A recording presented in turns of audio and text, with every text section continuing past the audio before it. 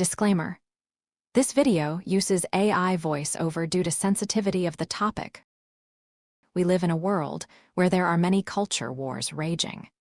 From racism to immigration questions to feminism and LGBT rights. One particular topic that causes endless debates, bans, and controversy online is the debate of traditional vs. modern relationships.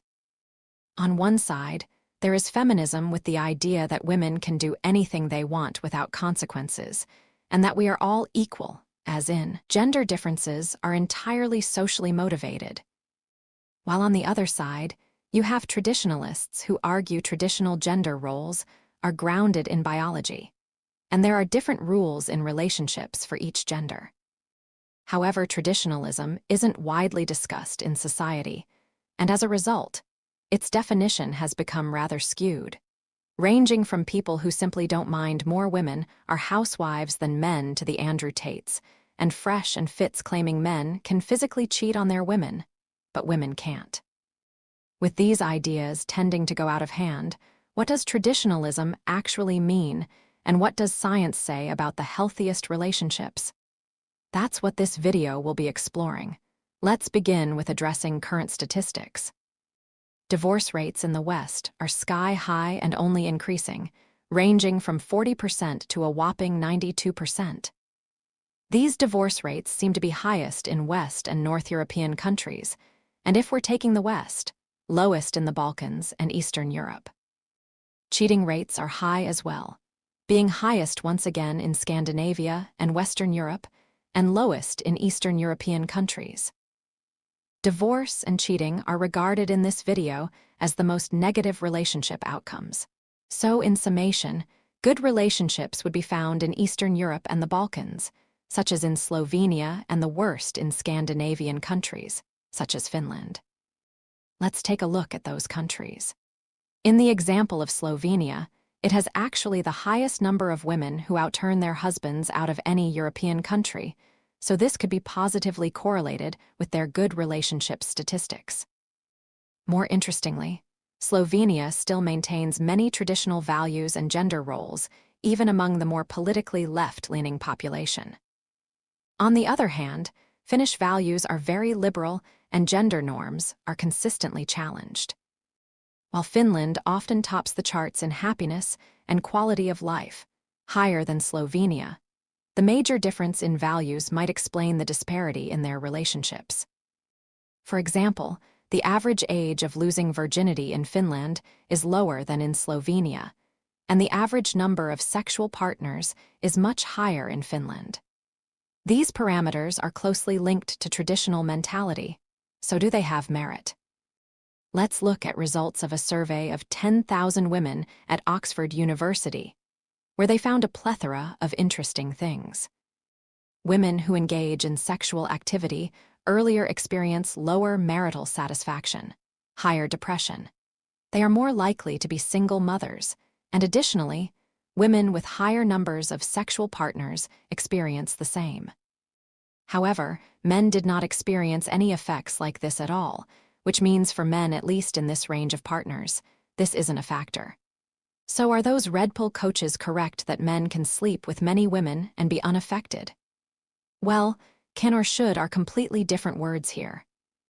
Technically, yes, there is truth to men being less affected by sexual partner count, and when confronted about cheating, women were twice as likely to report relationship dissatisfaction as a motivation, 4 times more likely to report having an uninvested primary partner as their motivation, and about 5 times more likely to report revenge as a primary motivation. The second and third most common motivations for men were different.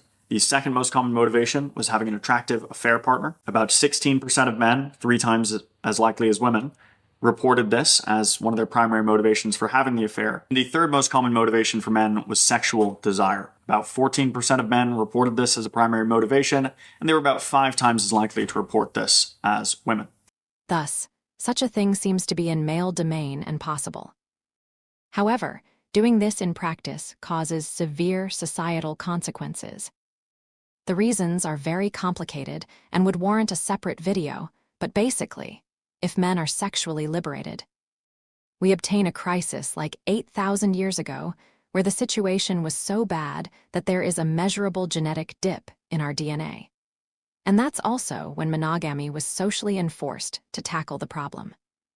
See, if sexual promiscuity goes unchecked, usually a small percent of men take all the women, which is also very nicely seen from dating app data, where women find 80 to 95% of men unattractive.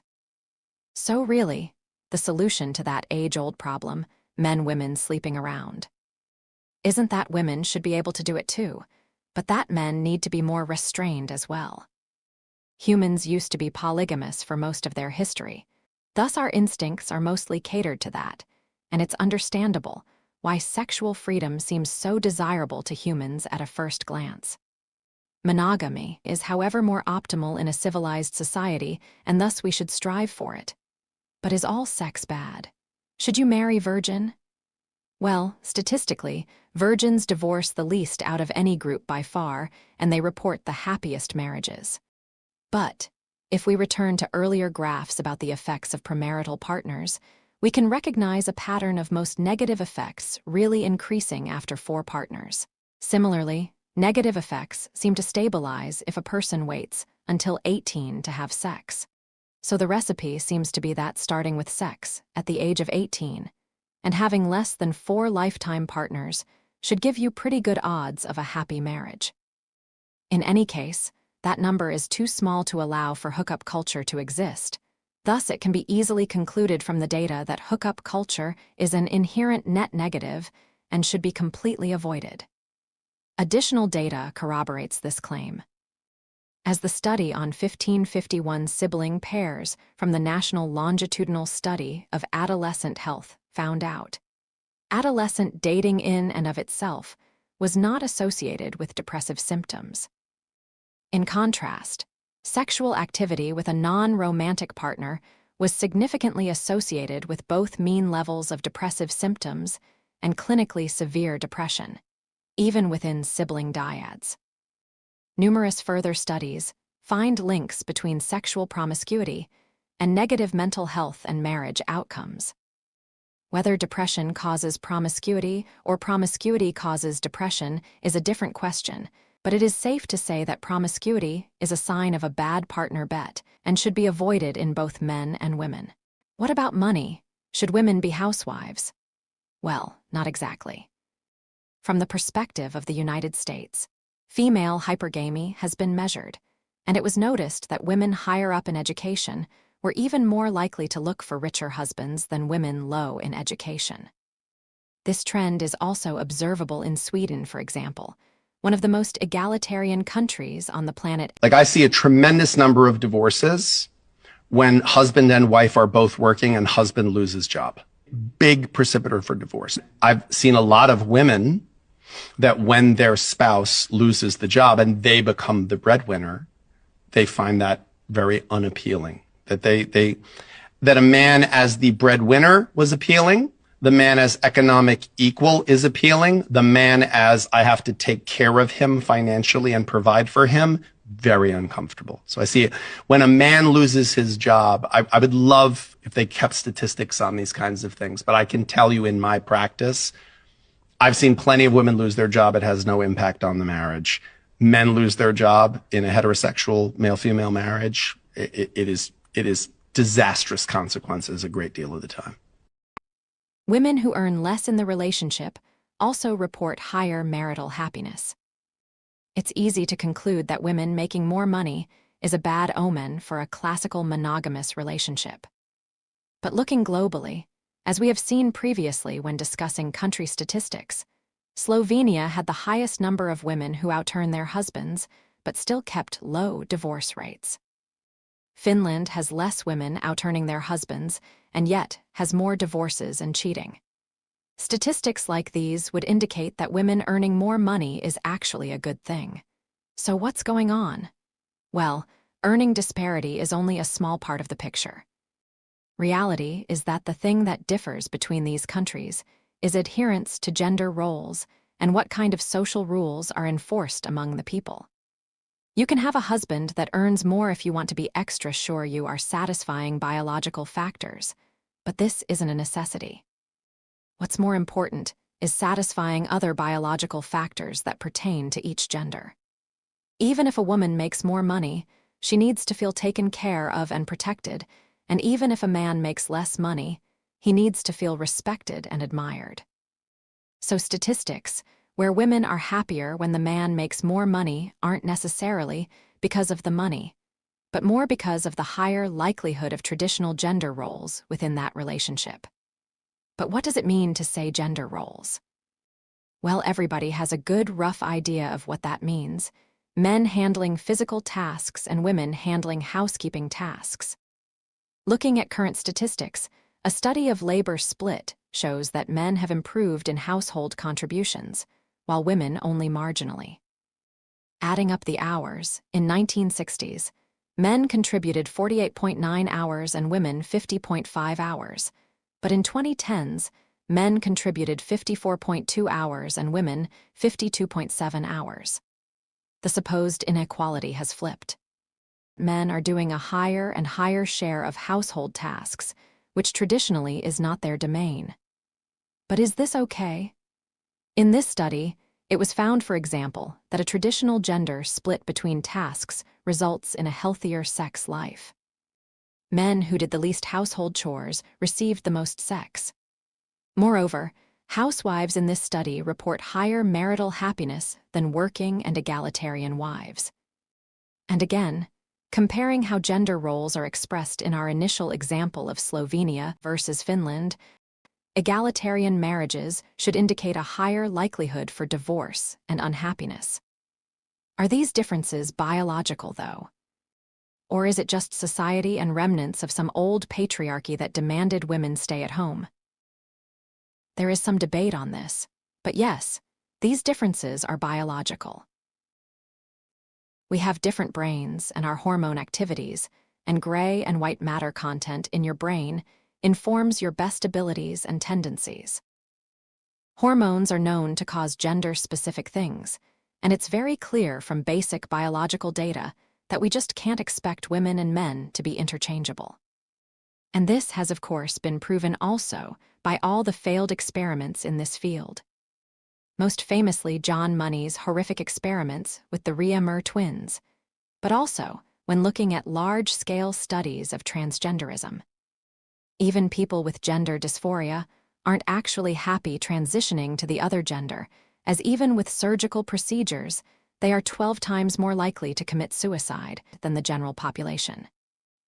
You can't force people into roles they aren't meant for. And gender differences are found in every step of the way, across the globe, across all of human civilizations in the entirety of history.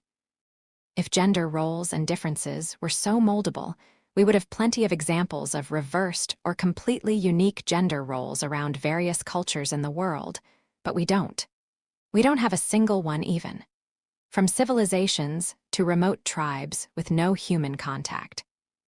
It indicates these things are a biological necessity, not the result of a patriarchy. But if gender roles are so inevitable, why did women fight so hard for working and voting rights? Well, they didn't.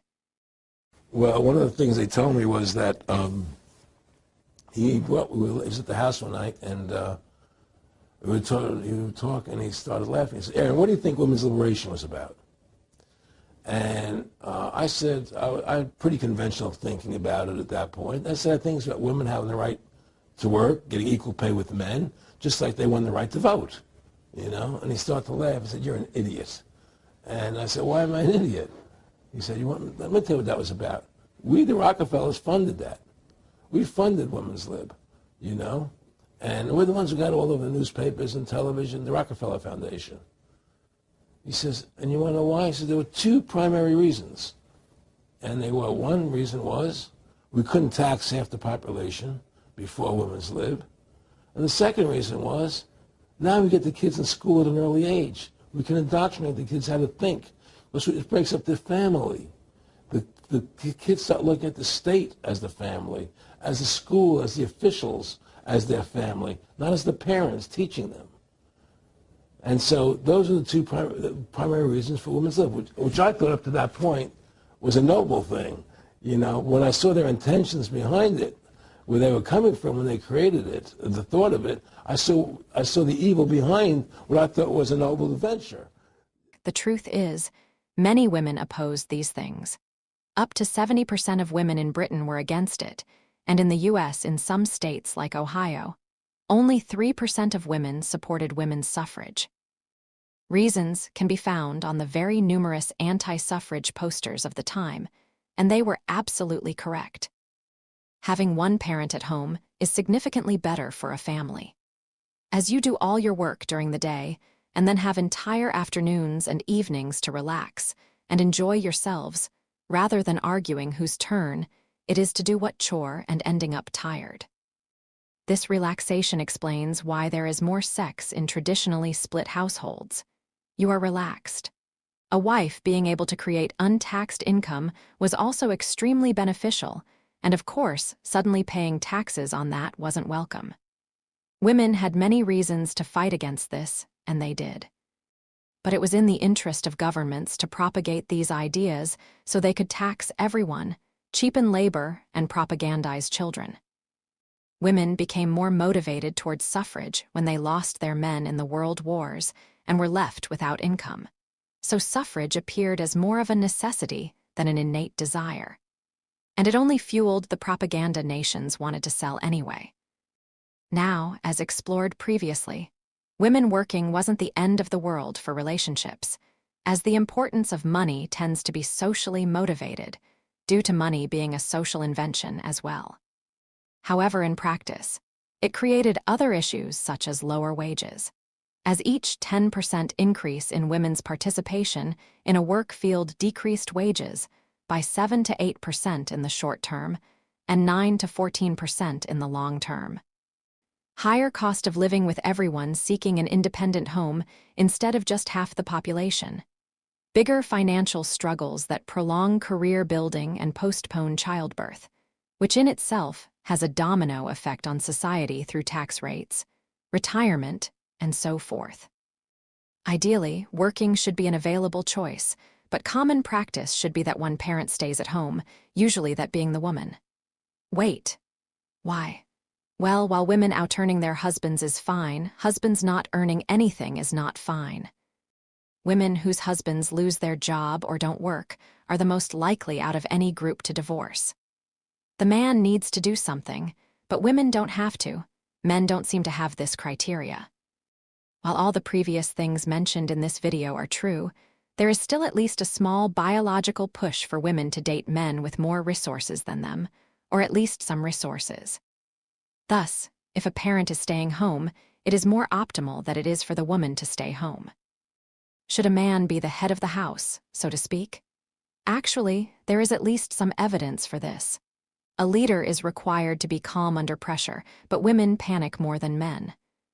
A leader needs to make rational decisions that benefit everybody, but we look at, for example, divorce documents, and it's found women overwhelmingly use emotional arguments while men use lawful and logical ones. But this is also evident from just our biology. Women are the more emotional gender. They handle stress worse than men, and it affects their health. Leaders are under large pressure and carry responsibility. Women that handle pressure in leadership positions usually step down, while male leaders proudly carry the burdens and take them as badges of honor. Men are also more competitive. These things and many more speak to the reasoning that it is better if the man is leading the household most of the time, as a woman's leadership will be more emotional and short-term oriented, as well as it will tend to bow under pressure. Looking at success of male vs. female lead companies, the female ones tend to do much worse. Single father children do better than kids from single mother households across the board. There is some research that also shows parents' involvement in approving their child's partner leads to happier and more stable marriages, further supporting traditional structures, as those are stronger in more conservative societies like Slovenia. Whereas in Finland, parents influencing their child's choice of partner is completely taboo.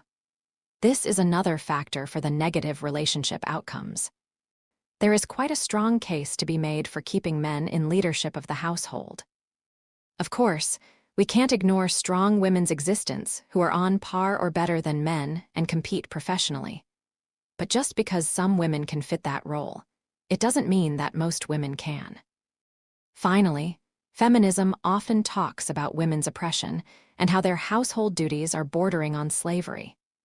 But what gets less attention are men's duties in the domestic sphere, or at least what duties and obligations are expected from the man in the household. So at the end of all this, what would a statistically ideal relationship look like? Marry with as few partners as possible. Follow gender roles as they are intended as guidelines for a healthier relationship between the two genders. Allow one parent to stay at home, prevent cheating by respecting and paying attention to the other gender's needs and mentality. And do not cheat yourself. No, it's not okay to physically cheat if you're a man, even if you technically can. Avoid hedonism. Trust your man. You've chosen him to help you. Now, of course, these are all statistical optimals. Real life is not linear and not written in stone. Not every person will fit this mold, and it's normal and good to have variation. But it seems that this kind of setup is what works for the most people and should be encouraged, with options available for people who choose not to go this route. That's for an individual society to figure out. This end findings of this video may to some people seem frighteningly similar to the old patriarchy, but that makes a lot of sense. In every culture in human history, these gender roles have been similarly defined. And it works. It's what built civilization. It's what built great empires. And it makes logical sense. I mean, the mantra of feminists is to be independent of men. But are you? Roads are built by men. Buildings are built by men. YouTube you're watching this video on was invented by a man. Your phone, PC, your toilet, your air conditioning, your car, the groceries in the supermarket, the gas at the gas station. All those things are signs of men making life easier for you, as all those jobs are insanely male-dominated. At work, your boss is most likely a male, but even if he isn't, you're dependent on the boss to give you a salary, and you have to listen what they say. Do what they tell you to do or you can't pay rent. If you're not working, then you depend on taxpayer men to pay your unemployment. If you make an OnlyFans, you're dependent on thousands of simps. So in a world where you're dependent on men at every step, why would you fight to be independent from specifically the one man who loves you? The one man who takes care of you, gives you children, and shares your values. Why choose to be a slave to a corporation rather than to your own flesh and blood? I can already hear the answer. It's because women believe that women back in the day were just helpless at home. And this couldn't be further from the truth. Who invented cultural traditions? Who invented all the national foods? Who was making the clothes, the curtains, the carpets, the decorations, the kitchenware? Who was making food for social events? Who was taking care of children? Who had home businesses like hair salons? Who were the nurses that catered to wounded soldiers and the sick? Who were the midwives delivering babies? Women were largely doing the same jobs as today. It was just without pressure in their downtime for people they loved. Not forced to sit in an office 8 hours a day for a boss who would fire her without a second thought. Of course, we can't ignore the downsides of traditionalism. Feminism spreads for a reason. Some women are trapped in abusive marriages and would suffer dearly in a marriage with a guy who abuses his position as head of the house or fails to fulfill his side of the duties. That is completely understandable, but such relationships are not the rule. The focus should be on finding a man worth trusting and working together with, having options to escape for women in unhealthy marriages, and in general being handled as exceptions. The modern feminist way is only achieving the opposite effect. If there was perceived women's oppression back in the day, there is perceived male oppression today in court. It doesn't help society. Male leadership, gender roles, and sexual restraint are not inherently evil, and when both parties fulfill their duties, it is surely the way to go towards a healthier society, healthy birth rates, and a safer community that respects each other. I hope this video presents the traditional view a little more fairly than the modern feminists do, And if you know somebody who needs to see this, send them this video. I welcome discussion in the comments, especially if backed by credible research. I'd be interested to hear people's opinions. See you in the next video. Cheers.